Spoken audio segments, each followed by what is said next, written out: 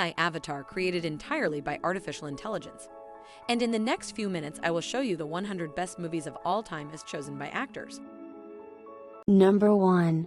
Tootsie. Of course they were doing it for dough. They were doing it for dough the same as everybody does it for dough. But the question is in the last analysis. What were they doing for dough? You and me, for dough, we were advancing our free little non-Prussian careers. So when all hell broke loose and the Germans started running out of soap and figured, what the hell, we might as well cook up Mrs. Greenwald, who the hell do you think stopped them? Hoffman plays an entertainer, very as unstable and unthinkable as Hoffman himself clearly is, all things cons to be a lady just to get a section in a daytime television drama.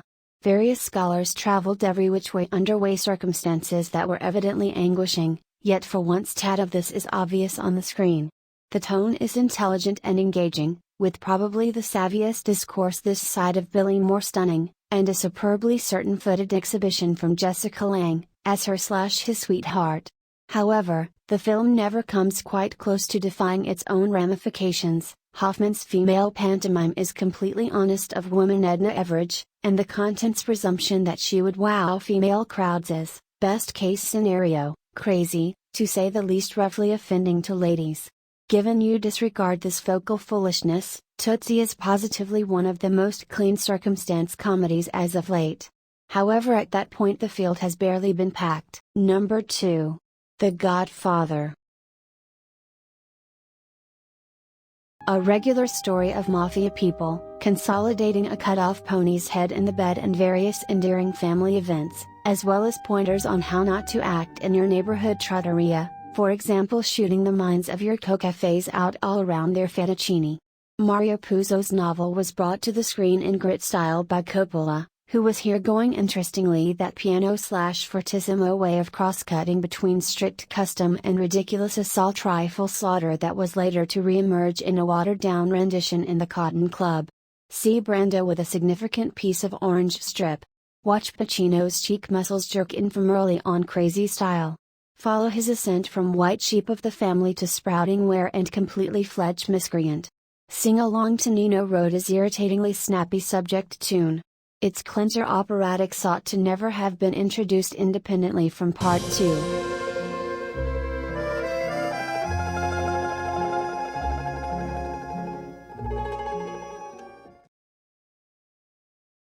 Number 3. A Woman Under the Influence. Gena Rowlands gives perhaps of the most genuinely charged presentation throughout the entire existence of film as a housewife encountering a mental meltdown. Peter Falk co-stars as the spouse driving her around the mythical curve. Rowlands sadly exaggerates the hyperpsychosis on occasion, however Falk is influentially crazy as the spouse, and the outcome is a surprising, urgent movie, coordinated with a snapping energy. Gena Rowlands made such an impact on me. She is one of my great influences.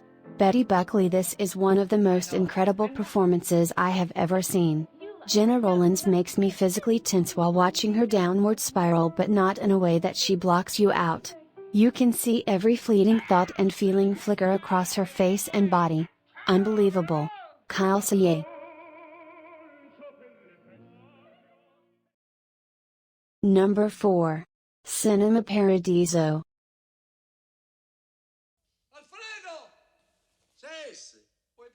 Get ready to feel old. Giuseppe Tornatore's contemplative, honey-coated tribute to early cinephile delights, previously something of a sentimentality piece when it originally hit our screens in 1989, is 25 years of age. Presently, to get ready to feel youthful once more, getting back to films in snazzily remastered structure in front of another blue beam discharge, the film holds its wide look that engage, pitched somewhere between over-the-top sentimentalism and accidental kitsch. It's never precisely been chic to like film Paradiso, and time will not have done a lot to mellow the jeers of nonconformists. Yet, the benefit of shameless wistfulness is that it gives the film very little to lose. sufficiently sure, this watcher's tear pipes began prickling as soon as the principal scene, when prestigious Italian auteur Salvatore, Jacques Perrin, discovers that a specific Alfredo has passed on, and we hazily streak back to his post-World War II youth in Sicily. Obviously, Alfredo, the brilliant Philippe Noiret, is the town film projectionist. 6-year-old Salvatore, but an adorable Salvatore Cassio, is the film frantic puppet he encourages. Wickedness and drama follow, however it's the film's "you can't return home again" message that currently hits hardest in the midst of the pleasantness. Number 5. To Kill a Mockingbird. Gregory Peck won an Oscar for his splendid exhibition as the Southern legal counselor who safeguards a person of color blamed for assault in this film variant of the Pulitzer Prize-winning book. The manner by which it catches a period, a spot, or more each of a state of mind, makes this film a work of art. The setting is a dusty southern town during the downturn. A white lady blames a person of color for assault. However, he is clearly blameless. The result of his preliminary is such an inevitable outcome that no legal counselor will step forward to protect him, with the exception of Beck, the town's most recognized resident. His merciful guard costs him numerous fellowships yet gains him the appreciation and profound respect of his two motherless youngsters. Handling Harper Lee's novel, Stanley Kramer would have hit us over the head with a sledge, so maybe we can be thankful that Mulligan simply chokes with exemplary nature. The film sits somewhere close to the false ideals of Kramer's The Insubordinate Ones and the verse of Lawton's Evening of the Tracker, consolidating racial narrow-mindedness with the bad dreams of young life, conceived out of Kennedy's stand on social equality and Martin Luther rulers walking. In Alabama in the mid-30s, Peck is a Lincoln-like legal counselor who shields a dark, Peters, against a charge of assault, while Crazy Tune Duval horrifies Peck's children. It seems to be a storybook of the Old South, with dappled daylight and woodwormy patios, and Peck is the universally adored uncle. Be that as it may, screenwriter Horton Foote in all actuality does less well by Harper Lee's novel than Lillian Hellman did by Foote's The Pursuit for Arthur Penn. That film truly was a tension cooker. This one is in every case simply off the bubble.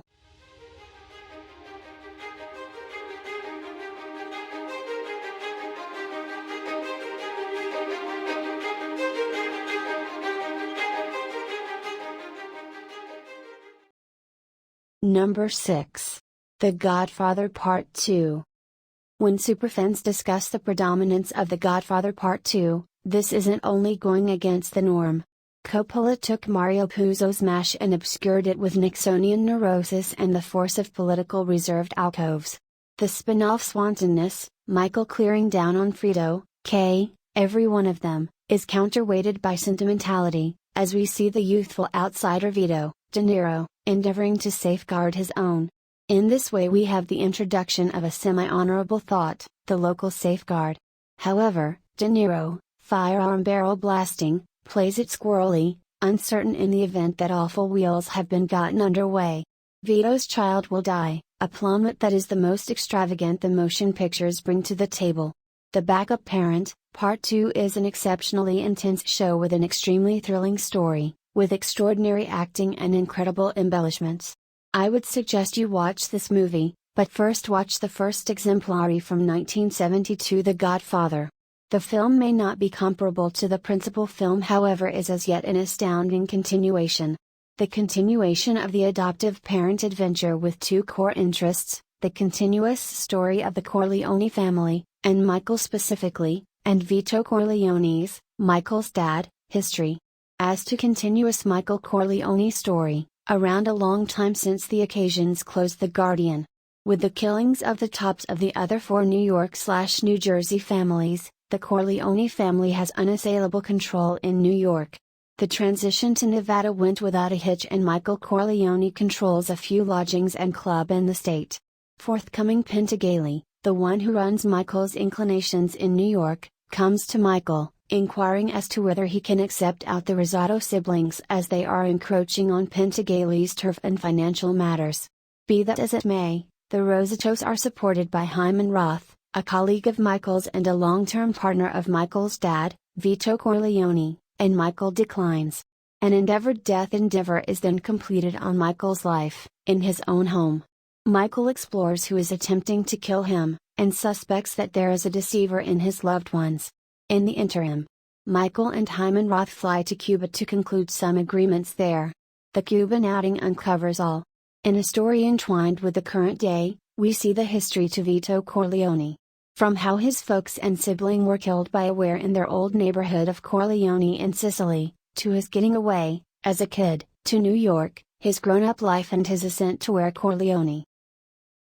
Number 7. Annie Hall. Diane Keaton banked her Oscar and escaped the Allen overlap after this film. A couple more expert commitments regardless, this was self-reflexively the swan song to their organization. However, assuming Allen lost the young lady, he acquired a group of people, and you can't kvetch without one.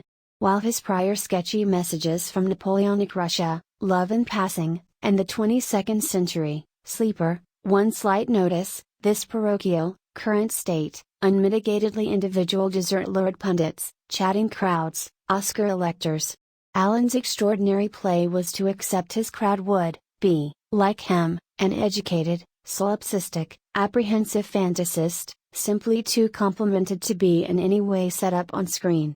He'd without a doubt say he was making the film for himself, which adds up to exactly the same thing. He welcomes watchers to snicker with him at him, maybe a subject over an object of mocking. He spears his hypochondrias prudently, controlling the openness.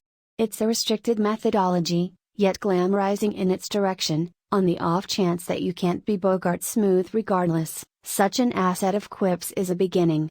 The hitch is that Allen's comic office upsets his quest for feeling. He starts the film in confession booth mode, proposing to camera the key jokes to his condition. He's hushed later exclusively by the sweetheart who doesn't get his jokes, however mind can be an evasion method, and Allen consistently cuts on a gag as opposed to foster a serious point. It's not the most familiar of movies at any rate, an unconventional collection of experience growing up memories and grown-up relationship tableaus, so while its consonance comes generally from Gordon Willis photography and Allen's extensive feeling of New York, emotion comes, best case scenario, from Keaton's evaporative exhibition and a marginally wistful origination. The jokes, nonetheless, simply continue to come. Number 8. Boogie Nights. Instructions to make a film about porn, disco and drugs. Boogie Nights is in excess of an extraordinary film even, it's phenomenal and more deserving of considerably more commendation than it as of now gets. What is promptly great in the wake of completing is the means by which it handles the topics of porn, disco and medications, undeniably challenging subjects to depict in any media without being excessively terrible or causing offense. However, Boogie Evenings figures out how to make a film that commits neither of those things, even with the sex and illicit drug use being noticeable. They all have their full effect without being beyond ludicrous or downplayed, and on second thought make one that is fascinating and engaging as well as upsetting and profound.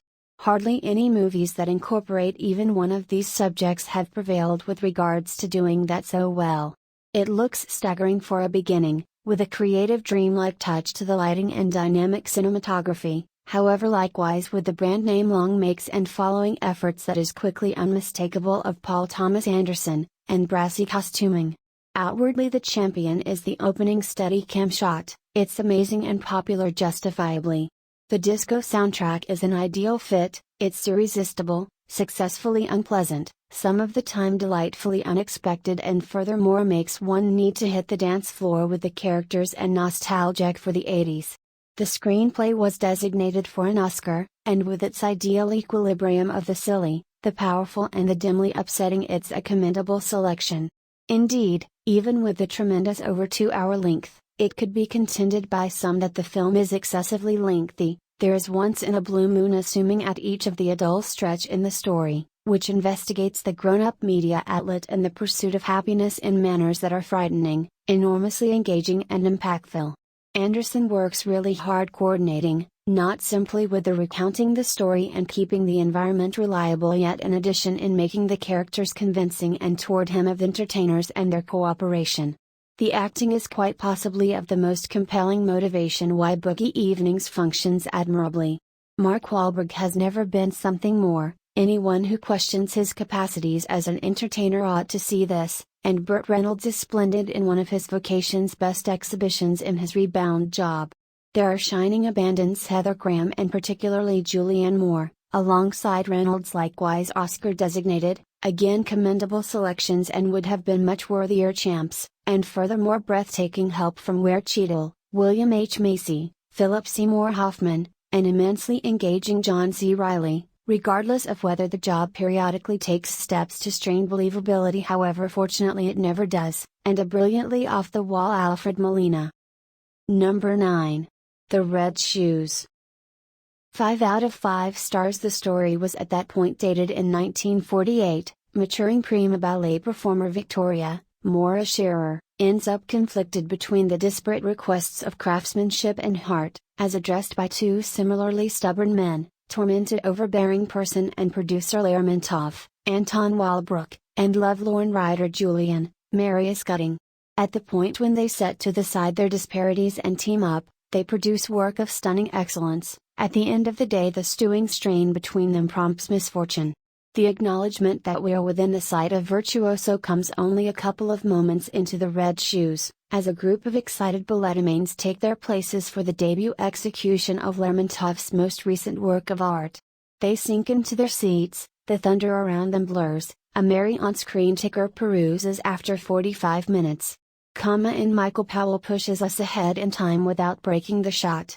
These discreetly extremist executive twists can be tracked down all through the film and Powell's whole standard, yet what separates this most prominent of all English producers from the opposition is his refusal to push his virtuoso in the crowd's face, subsuming his normal entertainer's energy to the requests of story and character. Until the opportunity arrives to release, so, all in all, Powell releases the most eye-popping visual party possible. Mixing impressionist workmanship and expressionist film, obscuring the obstructions among theater and film, body and camera, reality and dream, drawing similarly on the cutting edge and the traditional, the highlight expressive dance is a succession of sheer, crazy greatness. It's here that The Red Shoes turns out to be more than the amount of its ancient old parts, taking off as the delegated greatness of our public film. Number 10. Taxi Driver. Tune in, you fuckers, you screwheads, here is a man who wouldn't withstand anything else. Redelivered when the complaints of white men are again setting the world plan, Martin Scorsese's undeterred dive into the haziest openings of the human spirit feels horrendously pertinent. In Screw Up Travis Bickle, Robert De Niro, we see qualities of what might turn into the prototype online savage. He's severe, traditionalist and self-involved, portraying himself as God's forlorn man. Yet at the same time, Scorsese and screenwriter Paul Schrader never treat him with anything short the very pinnacle of compassion. This is a man scarred by war, bewildered by the lenient society and frantic to transform a world that scarcely recognizes his reality. Travis might wear his disengagement gladly, yet that doesn't make it any simpler to bear. 40 years on, Cabby remains unimaginably great. It's difficult to consider another film that makes and supports such an extraordinary, suggestive tone, of fear mixed with feel sorry for, despising, savage humor and a scuzzy edge of New York cool. Bernard Herrmann's score seems like the city breathing, unpropitious and damp, while De Niro's exhibition is a masterclass in restriction and trustworthiness. Back on the big screen, this is as yet one of the zeniths of film. Number 11. Dog Day Afternoon. A fascinating genuine story made a decent film with extraordinary exhibitions. Brooklyn, New York. Sonny, Sal and another man stroll into the bank and hold it up. Seconds into the gig, the third man adjusts his perspective and leaves. The work begins to turn out badly when Sonny finds that the truck he was told was dropping off cash, was really getting it. It is almost unfilled to mean the vault. Things deteriorate when the police show up outside and trap the two inside with a modest bunch of prisoners. As Sonny and Sal attempt to keep control, a carnival breaks out in the city with the police, the general population and the media generally involved. I have seen this film a few times, yet it has been a couple of years since I last got the opportunity to see it. I watched it again today with its memory being great, however not exactly as genuinely extraordinary as many generally like to assume it is.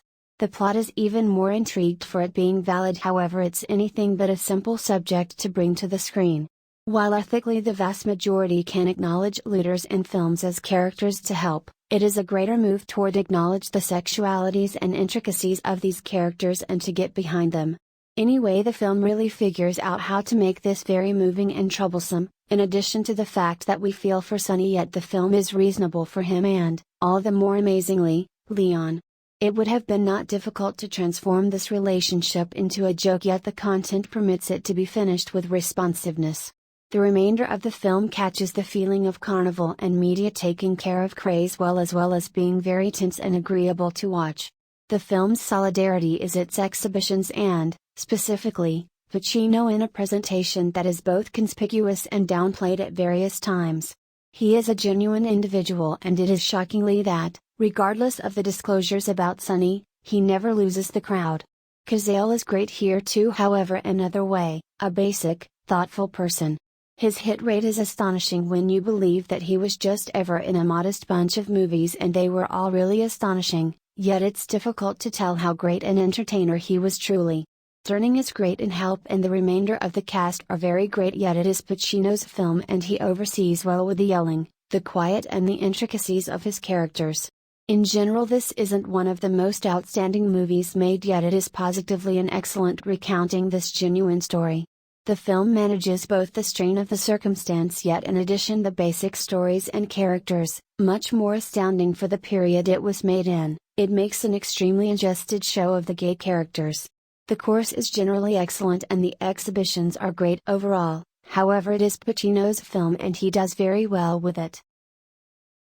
Number 12. Goodfellas. Martin Scorsese's loud gangland epic revisitations of the big screen. Certainly, It's a Rush, however, is sufficiently that. Goodfellas is frequently proclaimed as Martin Scorsese's work of art, and there's no disregarding the max speed, force and fortitude visual style that support the genuine story of modest hoodlum Henry Slope, Bean Liotta, as he rises and falls through the positions of the New York horde. It's a film of wonderful minutes, Henry's for as far back as I can recollect voice-over toward the beginning, a stunning following shot through the private cabins of a dance club, Joe Pesci's extraordinary How the Fuck Am I Entertaining? Everyday practice. In any case, it's difficult to shake the inclination that, fairly like its characters, Goodfellas needs heart. This is an account of dreadful wet blankets and the ones who love them, so it was never going to be a celebration of feel-good. Be that as it may, the crooked briskness of the camera work, the violence of the viciousness and the profundity of the debasement all make it simple to appreciate, however difficult to cherish truly. In Mean Roads and even Cabby, Scorsese made his washout legends appealing. In Goodfellas, they're simply a lot of sharp-looking messy rodents. Number 13. Withnail and I. Withnail and I, Bruce Robinson, 1987, has one of the extraordinary contents, with skies that are starting to wound, a property manager who was coming over all uncovered and a couple of legends who are floating into the field of the unwell. Paul McGann is I, the content calls him Marwood, an unassuming entertainer who deserts to the country for the end of the week with drinking, cutting loose flatmate Withnail, Richard E. Ward, a forever intoxicated bull craftsman and wannabe artist, and the unwanted Uncle Monty, Richard Griffiths. There they fight against assumed starvation, dread developed of confusion and liquor, and the advances of ruthless gay Monty, who has his eye on I. The plotting is practically non-existent, however the exchange is electrifying and Ward's showy behaviors as the withered, crazy-looking Withnail are the stuff of legend, finishing in a terrible spot of Hamlet in The Heavy Storm. McGann, in his more controlled part, is likewise magnificent, while Griffiths sways between being affectingly helpless and avertingly disturbing and odd with honorable consistency. However, there are snapshots of expectedness that contain her with the splendor regularly dribbling from Robinson's pen, including some lost and forsaken soul stuff that might have come directly from The Egg and I, and Ralph Brown is a piece one note, and excessive. As a fatigued street pharmacist, there is certainly not a half-minute that passes without some snapshot of marginal virtuoso or disarmingly crazy joke. however hastily managing overabundance and the far-off country that is the English open country. With Neil and I is actually a film about implosion, self-dream and fellowship, as one young fellow sets out toward Easy Street and one more for the heavy drinkers' ward. As a parody, it's for all intents and purposes inimitable. As a story of lost dreams, shocking. Random data notes: Robinson reduced 3 years of encounters in a common level in London to a story crossing 14 days. Withnail depends on Vivian McCarroll, a companion who discussed how he was awesome at everything, except sat idle, in a way that would sound natural to Robinson. Uncle Monty was broadly motivated by the author-chief's insight of working for Italian movie producer Franco Zeffirelli, who apparently sought after the innocent Robinson subsequent to projecting him in Romeo and Juliet. The line, "Are you a wipe or a stone?" is obviously torn from that experience. Number 14. Kes. The magnificence of this film lies in the straightforwardness and virtue of its message. If you have any desire to get along, particularly in a northern English mining town in the 60s, never trust for anything better. On the off chance that you do, the world will come and kick you in the teeth. Talk about. Billy Casper has a vacant life. In a difficult situation with the police for burglary, he imparts a bet to his sibling, a discontent digger ready to take out his dissatisfactions on pretty much anybody close by, goes to a school for certain crippling and mercilessly oppressive educators, and has nothing to anticipate except for the day when he plunges into Abaddon to work the coalface. Until Kes goes along. Kes is a kestrel that Billy backs and trains. Kes takes off where Billy can dream. Kes is trust. Ken Loach is the expert of social analysis, and I think this is likely his best film. This film encapsulates being common laborers in the very best customary ways. You work, you don't have aspiration, you are encircled by individuals who have acknowledged their general situation, you can't expect better, you could be permitted to expect worse. If that sounds ruthless, it is, as is this film. You're not told good and bad, you determine dis. It is pushed right in front of you for you to think about. The best thing about this film are the characters that encompass Billy. All have had all soul worked out of them at an early age and are accursed if anyone else is going to have any.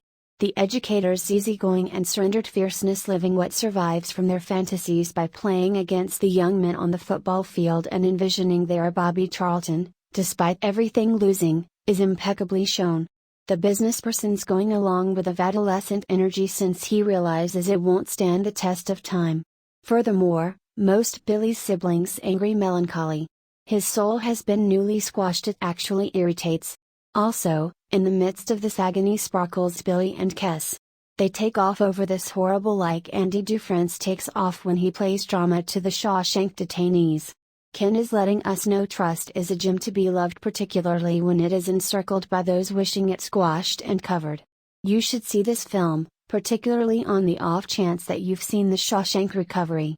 Be cautioned, however, there is no reclamation here. Try not to fear the accents, you non-Yorkshire society. Simply consider it Wallace and Gromit without the cheddar. Number 15. The Wizard of Oz.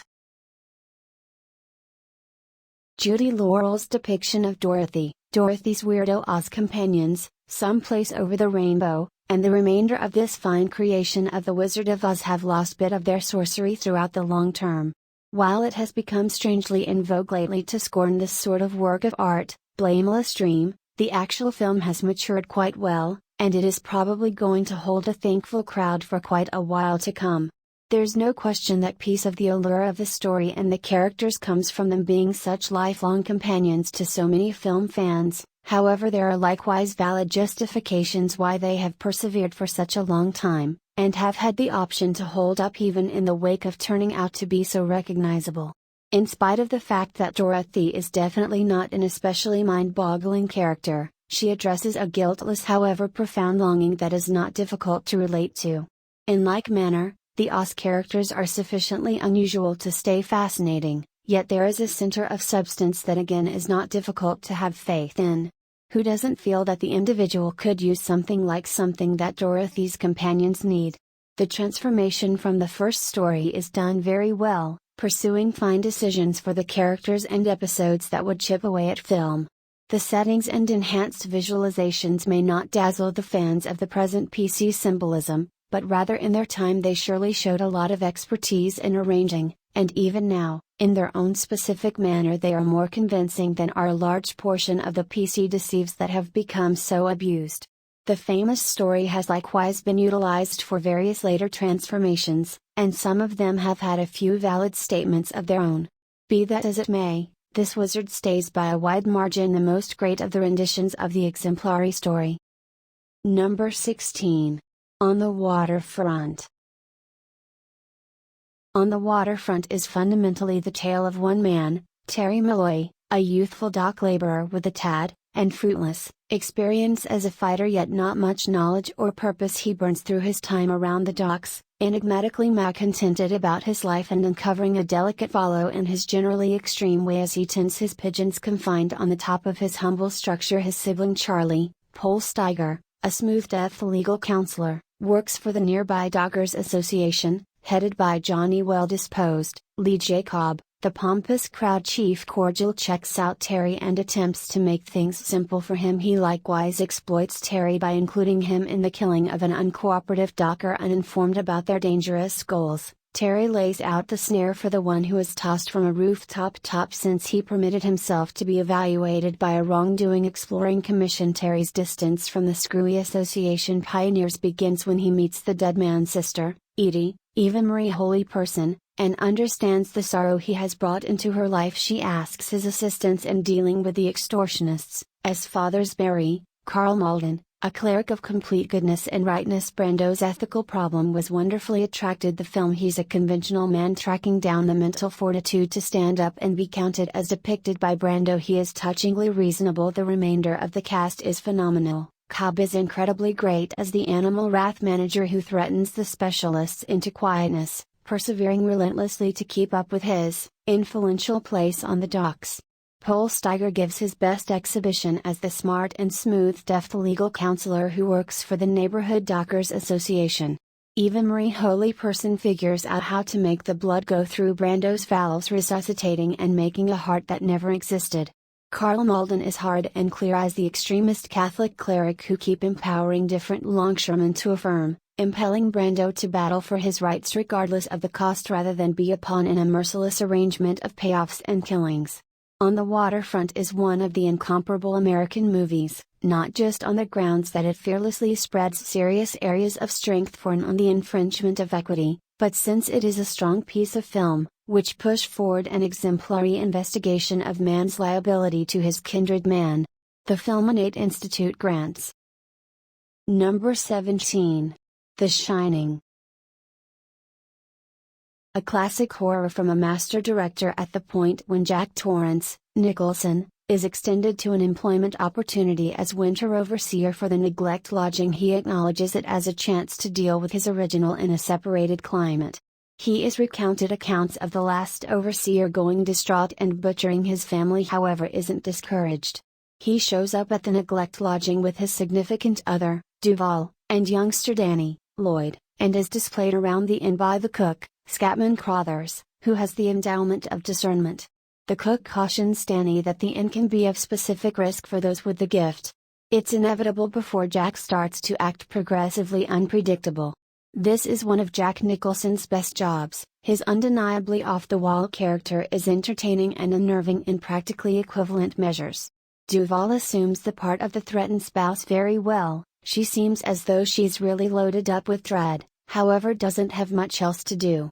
Lloyd is incredible as the kid, in spite of the fact that he has relatively little feeling to communicate. Anyway, most likely that this is Jack's show. The story doesn't adhere to Ruller's novel and is better for it. This is Kubrick's Sparkling. The film has a lot of truly startling minutes yet figures out how to keep a frightening air all through, particularly as the phantoms emerge and Jack starts to move between his existence and the truth that is steadily guaranteeing him. Kubrick is magnificent here. His cool bearing adds to the general killjoy variable of the film. It's one of the most amazing instances of his stunning touch. By and large, this is a phenomenal thriller, in light of the fact that the attention is on repulsiveness and dread as opposed to gut alone, similarly as with current revulsions. Jack is phenomenal in one of his best jobs ever, and the entire bundle is conveyed in a cool, dreadful way by a tragically lost chief. Number 18. Breaking the Waves. Lars von Trier's Breaking the Waves is the sort of film that makes me pleased to be a film participant and surpasses whatever I might have potentially anticipated from the one who made Component of Wrongdoing. That film had some cunning trial and error, thus does this one. However, this film is the sort that is excellence and power reverberations to you hours after you've watched it.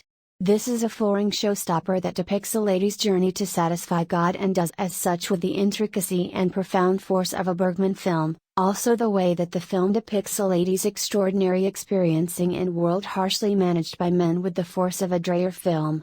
If von Trier made nothing else of any legitimacy until the end of his vocation, in the event that all he did was make hardly fascinating film tests, I wouldn't hold back to call him an extraordinary movie producer on the spirit premise of this film. In any case, you get the picture. The film stars Emily Watson as Bess, a modest and psychotic young lady who is overflowing with bliss to accompany her new spouse Jan, Stellan Skarsgård, who is remarkable. At the point when Jan is deadened after a mishap at the oil rig he works in, he is at risk for losing his life.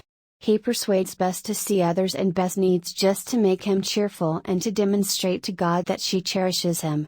After a few deplorable complexities, Bess is persuaded to think that she can satisfy God and save Jan's life by having various sexual experiences with outsiders around. This sounds like a messy story, yet von Trier tells it with such humanism and spotlight on his subjects that we never feel like he is focusing on our countenances. Dreyer. Furthermore, Watson is great, startling, and disastrous as a lady who will persevere relentlessly to satisfy everyone around her. Her uneven discussions with God, wherein she looks into in the air quietly and requests and afterward peers down with a profound voice of rage and reprimands, are both entertaining and miserable, also the way that they uncover apparently vast measures of insights regarding what her identity is. The film is made with a handheld camera and an outwardly dazzling solarized style. This style doesn't make the film, it simply adds lavishness to every scene in the manner it gives each face such shadowy surface. Eventually, von Trier appears to have confidence in God yet doesn't trust in the places of worship that attempt to classify what he needs.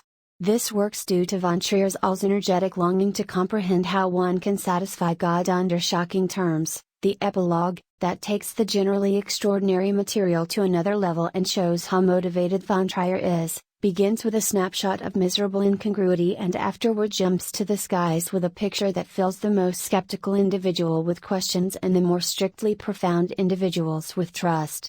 Here is a film that tries the impossible and makes it there. Number 19. Pulp Fiction. My goodness my! Pulp Fiction is one of those out-of-control thrill ride of a film. It is both a delight and a preliminary to endure. Incredibly unique and remarkable, Quentin Tarantino's garbage showstopper never goes downhill or appear to be obsolete. It put a face on American free filmmaking in 1994. Miramax had been around since the 1970s and nobody had known about it before this film. Studios went into a frenzy when this film came out in light of the fact that they realized it would be an astounding hit. Obviously it was. Autonomous filmmaking turned into the fury and hit its top in 1996 when 4 of the 5 selected Best Picture films were from Free Studios. The screenplay and heading by Tarantino are very astonishing, however the cast makes the film work. John Travolta, Oscar designated, recreated his profession with this film. Bruce Willis established his superstar. Samuel L. Jackson and Uma Thurman, both Oscar-chosen people, became attractive hotshots. Other people who show up include Ving Rhames, Christopher Walken, Eric Stoltz, Rosanna Arquette, Steve Buscemi, Honest Whaley, Harvey Keitel, and obviously Quentin Tarantino himself. They all have enduring effects also. Samuel L. Jackson stood apart the most to me. His absence of significant screen time might have cost him the Oscar. Simply an astonishing achievement, all included merit acknowledgement. Effectively 5 stars out of 5. Number 20. Gladiator. Most movies expect that the watcher relates to the person to really be charmed with the film. In the event that you can't feel something for the person, then the crowd is lost. Fortunately, in Ridley Scott's case, Russell Crowe is so spellbinding and persuading as a general cherished by his soldiers and as a slave adored by individuals that the film truly works. Conceivably, quite possibly of the best entertainer today, Crowe conveys this legendary film on his entirely proficient shoulders. Not to say that he is the main explanation this works. The supporting cast, most prominently Connie Nielsen, float the film to new viewpoints. Joaquin Phoenix most certainly catches the egotistical persona he ought to show, he's in to take each scene. Phoenix will doubtlessly be placed on the guide with combatant.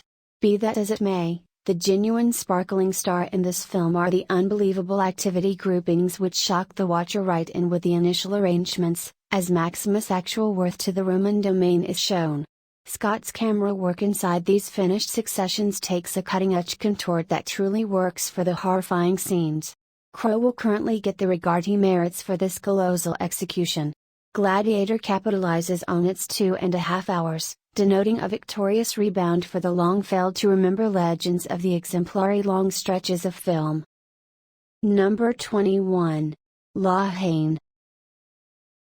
Suggestive of Costas Gavras' movie Z with its fast-fire exchange and staccato rhythms, La Haine, Disdain, coordinated by 28-year-old Matthew Kassovitz, is an energetic glance at racial pressures at a Paris lodging project. Despite the fact that medication managing, metropolitan rot, and police severity have been displayed in films previously, seldom have they had the feeling of imperativeness and earnestness displayed in La Haine. 3 companions from various ethnic foundations live in the Bluebell lodging projects on the edges of Paris. This isn't the Paris of movement pamphlets or movies like Amélie, yet a barren metropolitan scene, unforgiving and dismal with lodging projects that look as though they could be in any huge city on the planet. Vincent Cassel, is a common Jew. Hubert Koundé, the most canny and self-intelligent of the 3, is an African fighter, and Said Togmawi, a Bedouin from North Africa, is more youthful however comparably disenchanted. The film portrays their fury against the police whom they see as oppressors. Minimized financially and strategically, without occupations, guardians who care, or expectation for the future, the roads are their home and they are open focuses for police who are displayed as merciless and bigot. In one surprising scene, a veteran cop insults and genuinely manhandles Said and Hubert while preparing a freshman cop. The new kid on the block can look on and shake his head in dismay. Shot clearly, La Haine shows a solitary day in the existences of the 3 companions. Following a significant mob in which a nearby teen, Abdul, is basically injured by the police, Vince, the most unpredictable of the gathering, promises that assuming Abdul bites the dust he will kill a cop to settle the score.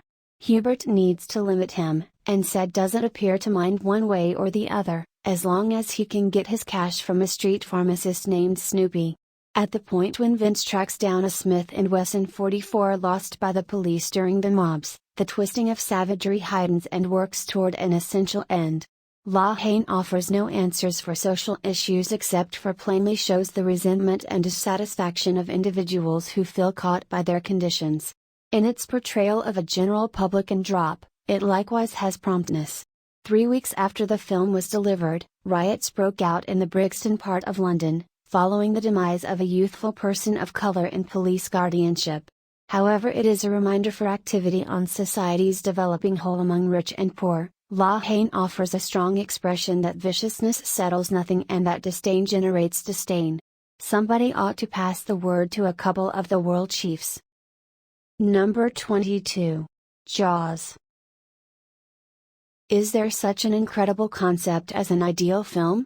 One that understands what it needs to accomplish and does it, impeccably, shrewdly and insightfully? Provided that this is true, then Jaws is as great a competitor as any. 37 years on, and reissued in another HD print, this story of an island local area threatened by a stellar shark actually feels immortal and unnerving. The characterization is exact and intensely noticed. It's one of the incredible folks on a mission flicks, the discourse is clever and shrewd, and the plot fits together like a finely created watch. The exhibitions, leads, yet the children, townsfolk and the despondency-stricken mother as well, are immaculate. Best of everything is Steven Spielberg's sparing. The camera moves like a ruthless creature, skimming frightfully across the outer layer of the immense Atlantic, making successions of practically deplorable tension. Quit worrying about that. The most startling scene was shot in a pool. It's no big surprise an age of holidaymakers actually pauses for a moment before venturing into the water. Number 23. Raging Bull. From the narrative of a one-time center-weight hero of the world and his evident need for struggle under the surface and implosion, America's most noteworthy chief throughout the entire existence of film has cut a magnum opus of an element, collaborating with the best entertainer of his age to lay out what will presumably stand out forever as one of the most impressive movies ever. Raging Bull, coordinated by Martin Scorsese and featuring Robert De Niro in the splendid execution that guaranteed him a merited Foundation grant, is a crude component film that will have you paralyzed at its decision and leave you bringing in your theater, sofa or bed until the last credit has polished moving off the screen. The film, adjusted from another source, spins around the ascent and fall of Jake LaMotta, De Niro, an aggressive center-weight contender who has battled for quite a long time alongside his director sibling, an extraordinary Joe Pesci, to have a chance at the title for the center-weight boss of the world.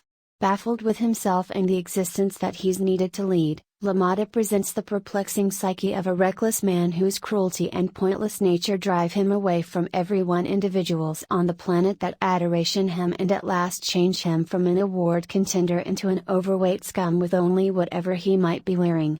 From the immaculate and holding boxing scenes to the crude yet precise depiction of his harmful things to do towards his sibling and spouse, Raging Bull prevails on without question, each level. De Niro's presentation in the film is obviously his best piece of work in his very own vocation, while perhaps not over the course of film through and through. Totally conceivable as a fighter, he moreover started an eating routine to put on 60 pounds for his scenes arranged in the last 50% of the film when he has wound up in a very difficult situation, which is demonstration of his commitment and his unmatched expertise of laying out a trustworthy person.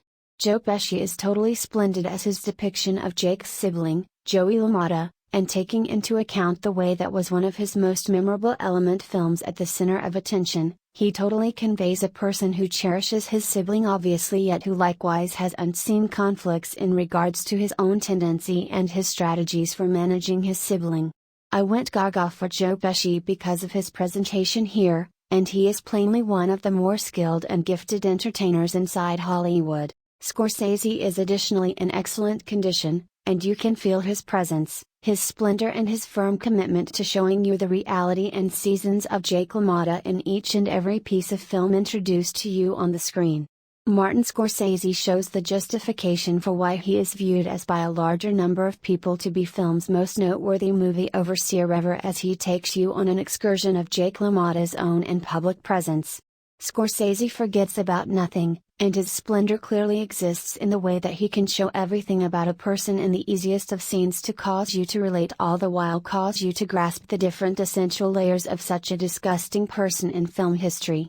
Furthermore, what's more, he can make you like the person and disdain the person at precisely the same time, a brightness exceptional all through Hollywood and clearly demonstration of Scorsese's prevalence over chiefs like Steven Spielberg and Clint Eastwood who, notwithstanding having gigantic ability, can't reasonably introduce characters to the degree that Scorsese would be able. Further supporting cast individuals, Kathy Moriarty and Honest Vincent convey totally valid characters, with Moriarty well meriting her Oscar selection for her presentation as Vicky. The altering was totally immaculate and first-rate all through the whole element, with Scorsese's other accomplice, Thelma Schoonmaker, rejuvenating Scorsese's staggering vision again without a solitary grievance on the planet. Splendid cinematography guaranteed an outwardly convincing piece of work, exemplified further by an Oscar gesture towards this component of the image too. All things considered, this is ostensibly the best accomplishment from the Scorsese-De Niro association, and it conveys all that you would foresee from our dearest Martin Scorsese. Love, double-dealing, disdain, a fundamental subject of savagery, the absolute best acting at any point put on film, as well as probably the most merciless and convincing groupings of boxing you'll at any point see, All are displayed with colorfulness and a fair severity that we've come to acknowledge as the brand name of Martin Scorsese in this piercing story of exclusive's destruction of self. What's more, who is the main chief who could reasonably rejuvenate this? We as a whole know the response. Great, Mr. Scorsese. Despite what the bombastic dolt's liable for the choices that the Foundation makes, individuals are completely mindful of who the best chief around is. Number 24. Who's Afraid of Virginia Woolf? George, Richard Burton, and Martha, Lady Elizabeth Taylor, are a moderately aged hitched couple, whose charged relationship is characterized by hostile verbal fights, which underlies seemingly a close-to-home reliance upon one another. This boisterous attack is powered by an exorbitant utilization of liquor. George, being a partner history teacher in another Carthage college where Martha's dad is the president, adds an additional aspect to their relationship. Late one Saturday night after a staff blender, Martha welcomed Scratch, George Siegel, and Honey, Sandy Dennis, an aggressive youthful science teacher new to the college, and his drab spouse, over for a nightcap. As the night advances, Scratch and Honey, employed with more liquor, become involved with George in Martha's rounds of expecting to hurt one another and everybody around them. A definitive maltreatment comes as discuss George and Martha's inconspicuous 16-year-old child, whose birthday is the next day. Number 25. Some Like It Hot. What Jack Lemmon and Tony Curtis do in Some Like It Hot would be good enough in current films each and every other month. Comparable Lost Soul motion pictures debut with men acting like ladies, Tootsie, ladies acting like men, The Partner, individuals of color acting like white individuals, white chicks, unendingly. What makes Some Like It Hot different is two things: the strength of its satire, and the presence of Marilyn Monroe. Then at the level of fame, Lemmon and Curtis turn in outstanding exhibitions both as Joe and Jerry, and as Josephine and Daphne. Tony Curtis raises the stakes by making a third character, Junior, to charm Sugar Cane, Monroe. Integrating the pair's story with the Chicago Valentine's Day slaughter, where a pack whore gushed out over into a parking structure, leaving various individuals arranged against the wall and shot, is a deft touch. However, the serious tone of these group successions stands out pointedly from the main part of the film. The film works effectively, constructing the outlandish stakes of the film ever higher, from their finding shelter from wrathful posses in a ladies' jazz band, to their standoff in the Florida Inn, to the inevitable uncovering of Curtis and Lemmon's personalities. The film's shockingly intriguing and racy substance is in conflict with the time period of the film, and even with the time of the film's creation. The many savvy risque remarks and puns are very elegantly composed, and shift back and forth among crude and highbrow parody. The movie's just issue may be several overlong melodic numbers, performed either by the entire band or soloed by Sugar Cane. However, not out of the ordinary in a Marilyn Monroe film, these melodic demonstrations are exacting gems that bring the comedic energy of the film to a sudden end. Be that as it may, it is not difficult to overlook these minor imperfections in the film in general, in light of the fact that overall it is very entertaining. No big surprise it's thought about a work of art, and all things considered, everyone makes mistakes.